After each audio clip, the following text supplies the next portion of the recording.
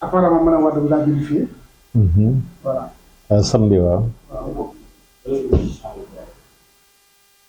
moom bokk na ci chambre bi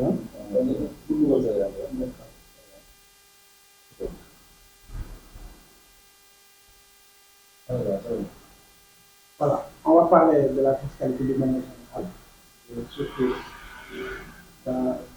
concernant votre secteur, la presse, de notre secteur politique. Là, vous aurez la possibilité de dire ce que vous en pensez carrément et de l'exercer directement au gouvernement. Et la première question, M. Kam, c'est quelle est la part potentielle de votre secteur dans les recettes fiscales du Sénégal? Je n'ai pas les chiffres de ce que représente la fiscalité de la presse dans les recettes des impôts, dans le budget du Sénégal, mais en tout cas c'est très minime. La presse emploie à peu près 10 000 personnes. La presse, pour les plus grandes entreprises du secteur privé, c'est à peu près 3 milliards de francs CFA par an. Okay? Il y a d'autres grosses entreprises qui vont jusqu'à 10 milliards. Lors du Conseil présidentiel sur la relance économique, au mois de septembre 2020, l'ancien président de la République disait que on va vous accorder l'effacement fiscal parce qu'en réalité, non seulement vous ne représentez rien, mais en plus de ça, vous ne payez pas les impôts. Ok? Donc, c'est à peu près ce que je peux dire sur ce que représente la presse dans la fiscalité au Sénégal. Par contre, la presse est un secteur stratégique et névralgique qui est nécessaire pour tout État, surtout pour des États développés comme les nôtres. De la même manière que nous avons une fiscalité spécifique pour le secteur du logement social, pour l'agriculture, pour l'école, pour la santé et même pour le tourisme, de la même manière, on doit permettre une fiscalité spécifique pour le secteur de la presse pour permettre son développement et que la presse puisse jouer son rôle dans le développement économique et social. Donc, il ne faut pas voir simplement, c'est une entreprise, elle doit payer des impôts. Oui, elle va payer des impôts, mais des impôts adaptés à son secteur, comme on l'a fait pour l'agriculture, pour le tourisme, la santé, etc., pour que l'apport que la presse apporte au pays, que cet apport-là, on puisse en quelque sorte rémunérer ça par des avantages fiscaux. Même les investisseurs étrangers qui viennent investir dans des domaines où le Sénégal est en retard, nous leur octroyons des avantages fiscaux. Donc pourquoi pas une presse qui, dont le rôle maintenant est reconnu par le monde entier dans les alternances politiques, les 3 alternances politiques que nous avons connues au Sénégal, dont le rôle est fondamental dans la stabilité politique et sociale, dont le rôle est fondamental pour l'émergence d'un Sénégalais nouveau, dont le rôle est essentiel pour la lutte contre l'analphabétisme, la vulgarisation des connaissances, parce qu'il ne faut pas oublier que le Sénégal, quand même, c'est un pays analphabète à plus de 54% de sa population. Une population qui est essentiellement jeune, 75% de la population a moins de 35 ans. Donc cette population-là a besoin d'informations. Et la presse joue justement, c'est un raccourci par rapport au cycle de l'école, au cycle de la famille, etc. Vous avez déjà eu à discuter de cela avec l'État du Sénégal. Excusez-moi, qu'est-ce qu'ils nous ont proposé concrètement pour que vous puissiez redémarrer et que la presse peut encore souffler? Malheureusement, depuis l'indépendance à aujourd'hui, nous sommes le 2 décembre 2024. Donc, ça fait 24 ans. Ça fait 64 ans. OK? Nos autorités, nos différents gouvernements nos différents régimes n'ont jamais considéré la presse comme un secteur névralgique, comme un secteur stratégique. Pour eux, la presse est un empêcheur de tourner en rond. Tant que nous sommes dans l'opposition en tant qu'homme politique, la presse nous semble nous soutenir, simplement par le fait qu'elle donne la parole à toutes les sensibilités politiques. Quand les hommes politiques arrivent au pouvoir, ils se disent, ces gens-là, ils vont nous créer des problèmes, en révélant ce que nous faisons, ce que nous ne faisons pas, et en donnant la parole aux opposants.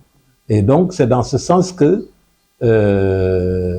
arrivé au pouvoir, bizarrement, ceux qui étaient dans l'opposition hier deviennent les détracteurs de la presse. C'est pourquoi au Sénégal, malgré 3 alternances politiques, à chaque fois, après chaque alternance, le nouveau régime se retourne contre la presse. Vous pensez que c'est le cas avec le nouveau régime-là? Oui, c'était le cas avec le président Abdoulaye Wade, ça a été le cas avec le président Macky Sall, c'est le cas aujourd'hui avec le président Bassirou Diomaye Diakhar Faye. Oui. Malgré qu'il parle de réorganisation du secteur et de régularisation de ce sont des mots en l'air. Ça n'a pas été suivi d'actions concrètes. Au contraire, le nouveau régime, plus que les précédents régimes, même autant d'Abdoulaye Wade que du président Macky Sall, a posé des actes qui sont carrément hostiles au secteur de la presse. Oui. Nous sommes en fin 2024. À date, quelle est maintenant la contribution effective des entreprises de votre secteur de la presse? De contribution dans quel sens? Nous, la contribution du secteur de la presse, c'est une contribution immatérielle. Okay? Comme je vous l'ai dit tantôt, nous avons contribué à 3 alternances politiques au Sénégal. Okay? Le fait que le Sénégal connaisse des alternances politiques, c'est le seul État africain où on a eu 3 alternances politiques. Okay? C'est déjà un fait d'armes incroyable. Le fait qu'au Sénégal, il n'y a pas de problème d'ethnie, parce que nos médias vulgarisent le brassage entre les ethnies. Le fait qu'au Sénégal, il n'y a pas de guerre de religion, la presse y participe. Et de manière générale, vous savez qu'au Sénégal, c'est Djamma la paix, ok? Et ce Djamma la paix-là, beaucoup de pays nous l'envient, parce que la presse a su développer, vulgariser un vivre ensemble. Donc, cette contribution-là, à la fin 2024, qui survient après la 3e alternance politique et après les élections législatives anticipées, c'est que véritablement la presse a joué son rôle. Mais sur le plan fiscal, selon en croire les nouveaux autorités, c'est-à-dire que la presse n'a pas trop contribué. Je vous disais tantôt que la part de la presse dans les recettes fiscales de l'État est vraiment misérable. Ok? Et il ne faut pas considérer le rôle d'un secteur névralgique et stratégique à ce que ce secteur-là apporte comme recette fiscale. Je vous ai cité le cas de l'éducation. Le cas de l'éducation, on investit à perte. Okay? C'est la République qui a investi dans l'enseignement au point que le président Bassirou Diomaye Diakhar Faye puisse suivre l'école de la République et devenir un inspecteur des impôts et devenir plus tard le président de la République.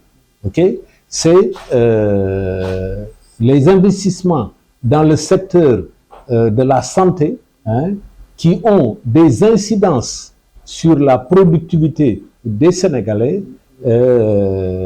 Ces investissements-là, on pourrait considérer qu'ils sont à perte. Depuis l'indépendance à nos jours, les investissements qu'on a faits dans le secteur de l'agriculture, c'est quasiment des investissements qu'on pourrait considérer comme à perte, parce que jusqu'en 2024, le Sénégal importe tout ce qu'il mange. De la même manière, Donc l'effacement fiscal accordé par le président de la République, c'est pour compenser un peu le manque de soutien à un secteur qui est stratégique et névralgique et qui nous a valu beaucoup de satisfaction.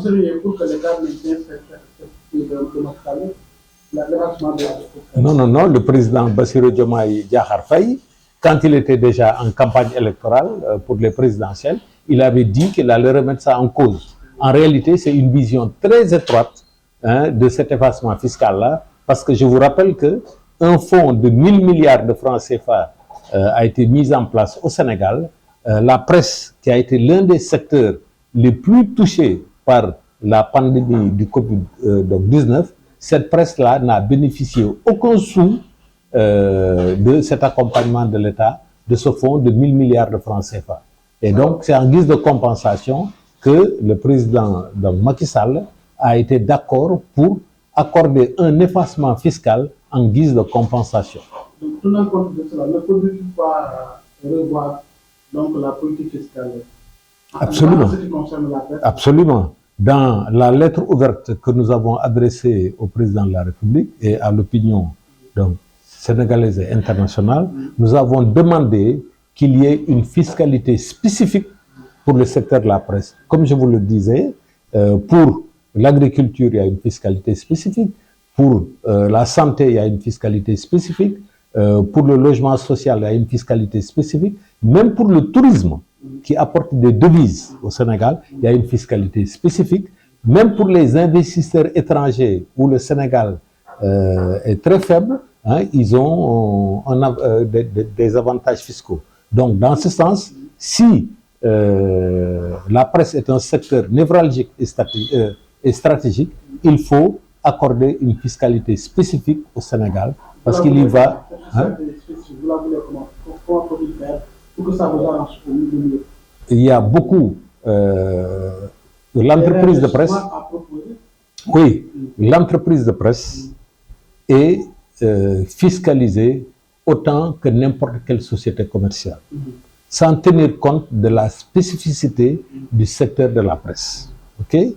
Donc nous demandons, et ça, nous avons beaucoup d'experts fiscaux, y compris au niveau de la Direction générale des impôts et domaines, au niveau du ministère des Finances et du Budget, au niveau des différents patronats, pour qu'il y ait une réflexion comment alléger les charges fiscales pour les entreprises de presse, comme on l'a fait, je le répète encore une fois, l'agriculture, la santé, le tourisme, les investisseurs étrangers, pour qu'on le fasse pour le secteur de la presse, et ça c'est possible.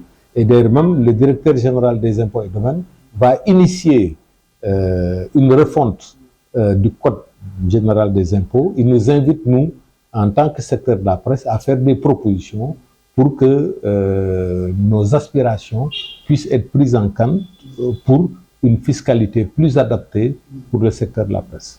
Alors, Monsieur Kane, il y a une question qui ne va pas être très préoccupante trop. Partant maintenant, vous êtes un observateur, vous êtes en train de regarder la démarche du gouvernement actuellement, surtout sur le plan économique. Alors, quand on a un président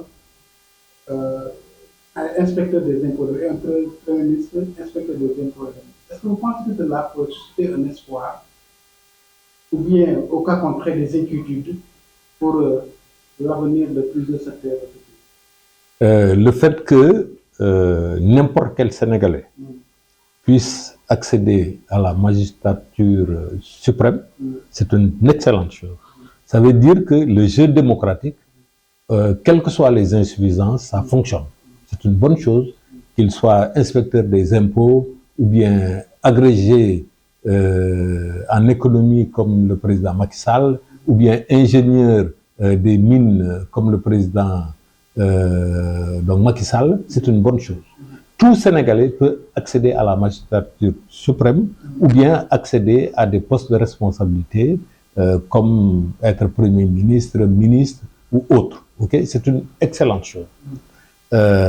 Et deuxièmement, le fait que les deux premières personnalités de l'État au niveau de l'exécutif, le président de la République et le Premier ministre, soient d'anciens inspecteurs des impôts, c'est une bonne chose parce qu'ils connaissent la situation économique et fiscale dans notre pays. Un des grands problèmes du Sénégal, de l'indépendance à nos jours, mais ça s'est particulièrement aggravé à partir du président Macky Sall, c'est qu'il y a un accaparement de ressources publiques. Okay? Nos gouvernants s'enrichissent par le fait qu'ils sont dans l'appareil d'État. Okay? Donc vous connaissez tous les scandales là, dont on a parlé avant et aujourd'hui.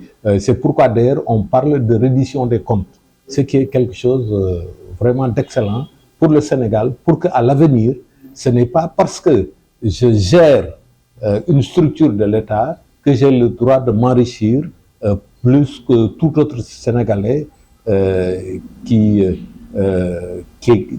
travaille à la sueur de son front. Le troisième élément, c'est que, et ça c'est un problème, la vision du fait que ce sont des inspecteurs des impôts, cette vision, disons, fiscaliste de l'économie est un peu, disons, un frein. Okay? Par exemple, comme je vous l'ai dit, le président de la République, alors candidat lors des élections de 2024, a dit que ce n'est pas normal qu'on donne des avantages fiscaux aux entreprises de presse. Ça, c'est une vision fiscaliste. C'est une vision extrêmement étroite qui n'est pas la vision d'un homme d'État. Okay? En ce sens que, je vous le dis tout de suite, durant la crise du Covid-19, okay, le secteur de la presse est l'un des secteurs les plus touchés, sinon même le plus touché. Et c'est nous-mêmes qui avons assumé la lutte contre le Covid, en donnant nos colonnes, nos radios, nos télés, pour la lutte contre le Covid. Et pourtant, malgré le fonds, la mise en place d'un fonds de 1000 milliards de francs CFA, la presse n'a reçu aucun sou. Okay?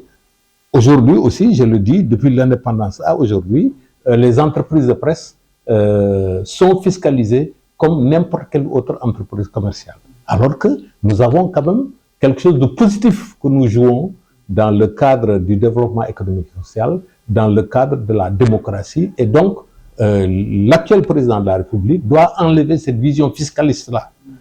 Qu'est-ce que me rapportent ces gens-là? Qu'est-ce que me rapporte la santé? Qu'est-ce que me rapporte donc l'agriculture? Et quelle fiscalité je dois mettre en place pour ces secteurs? Donc, c'est ça un peu mon appréciation de votre question. De quoi, en élection, il y a de quoi nourrir des inquiétudes. Oui, non, c'est d'abord du point de vue d'une gestion plus transparente de nos deniers publics. C'est une bonne chose. Le fait que ce soit des inspecteurs des impôts et des domaines, le fait que, quelle que soit la profession, on peut accéder à la magistrature suprême, c'est une excellente chose. Mais il ne faut pas que le fait qu'ils soient des fiscalistes influe sur leur vision étroite de la fiscalité pour développer un pays. Je vous donne l'exemple du Maroc, qui est un pays qui a su adapter sa fiscalité au secteur de l'agriculture, en ce sens que jusqu'à la fin des années 70, le Maroc importait tout ce qu'il mangeait. Okay? Quasiment comme la situation du Sénégal. Aujourd'hui, le Maroc, grâce à la politique du roi Hassan II, est excédentaire en matière de production alimentaire. Au point que l'Union européenne, qui est prompte à signer des accords de coopération, aujourd'hui a bloqué le Maroc dans ses exportations vers l'Union européenne. Parce que le Maroc menace tous les pays européens du pourtour méditerranéen. La France, le Portugal, l'Espagne, disons l'Italie et la Grèce. Okay? Donc limité. Aujourd'hui, le Maroc, compte tenu de cela, s'est tourné vers l'Afrique subsaharienne où il y a un déficit alimentaire, disons, énorme. Donc pour cela, le Maroc a créé toute la chaîne de valeur pour la production agricole. Contrairement à ce qu'a fait en créant des instituts de recherche, de formation, en finançant le monde rural, en l'encadrant, en créant des structures de commercialisation de la production agricole, etc., avec la mécanisation, etc., contrairement au président Macky Sall, qui s'est réveillé un beau jour, hein, il a rêvé de je ne sais quoi, il dit en 2017, nous aurons l'autosuffisance en riz. Hein? Non, en riz. OK? Ça, c'est vraiment, c'est irrationnel. Hein? Je ne sais pas, peut-être qu'il a des djinns qui l'ont conseillé, mais ça, c'est impossible. Quand on ne met pas toute la chaîne de valeur en place. OK? Et donc, le Maroc, dans le même temps, a dit, je veux que le secteur agricole soit développé, et donc j'ai défiscalisé tout le secteur agricole. OK? Et donc, c'est ça qui a permis que le Maroc ait atteint les résultats vraiment formidables en matière d'autosuffisance alimentaire et même pour l'exportation de sa production donc agricole en Europe et en Afrique subsaharienne. D'accord. Alors, dernière question. Maintenant, quel consensus faut-il trouver entre le patron de presse et l'État pour maintenant résoudre tous ces dégâts collatéraux? Parce qu'il y a beaucoup de chômage technique actuellement dans le milieu de la presse, beaucoup d'entreprises sont fermées comme vous. Quel consensus maintenant pour que maintenant tout soit rétabli?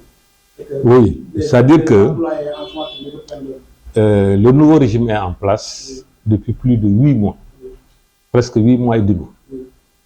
Et tous les actes posés par le nouveau régime sont pires que les actes posés par le président Abdoulaye Wade et le président Macky Sall contre la presse.